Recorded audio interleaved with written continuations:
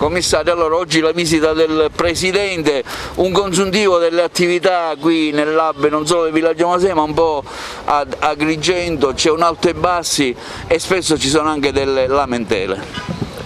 Allora, intanto la visita del Presidente è una gratificazione non per me ovviamente, ma soprattutto per gli operatori, perché vedono riconosciuta i loro sacrifici, la loro passione, ed è bella ed è un momento importante. Oggi è una giornata particolare per l'Agrigentino perché siamo reduci dalla beatificazione di Livatino, quindi è una giornata speciale per la nostra provincia.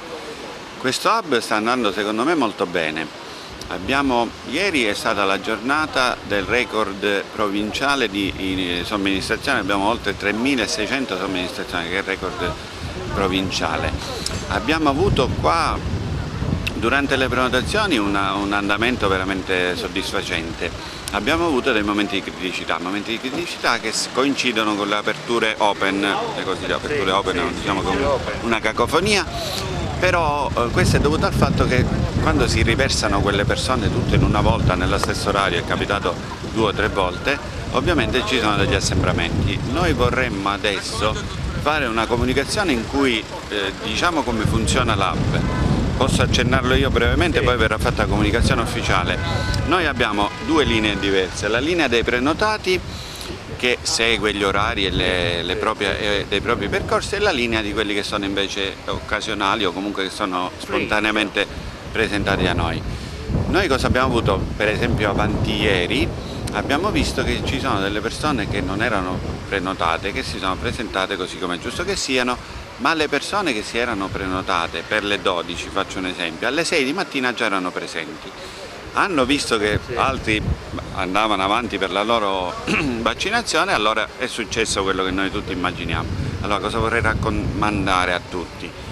Le vaccinazioni, soprattutto per i prenotati, ci sono per tutti e con gli orari quelli che sono loro assegnati. Non è possibile che una persona che è prenotata alle 12 venga vaccinata alle 10 o alle 9, quindi il fatto di venire alle 6 ha perso tempo, ha fatto calca, è rimasta in attesa 6 ore inutilmente, e quindi raccomanderei ai cittadini di venire nell'ora che gli viene assegnata.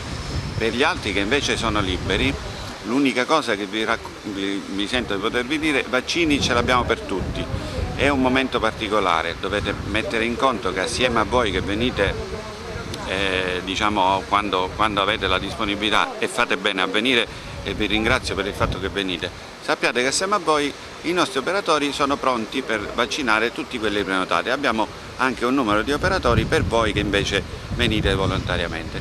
Se avete un po' di pazienza e soprattutto non facciamo assembramenti, noi riusciamo a vaccinare tutti anche in maniera ordinata e anche civile. Su questo io mi procurerò, darò qualche istruzione, raccomanderò queste piccole cose, perché mi dispiace che un vecchietto prenotato per le 12 arrivi alle 6, aspetti 6 ore e poi si arrabbi perché gli altri che sono arrivati alle 9 vengono vaccinati prima di lui. È inutile che lui viene alle 6, lui deve venire a mezzogiorno e verrà vaccinato nell'arco di mezz'ora al massimo.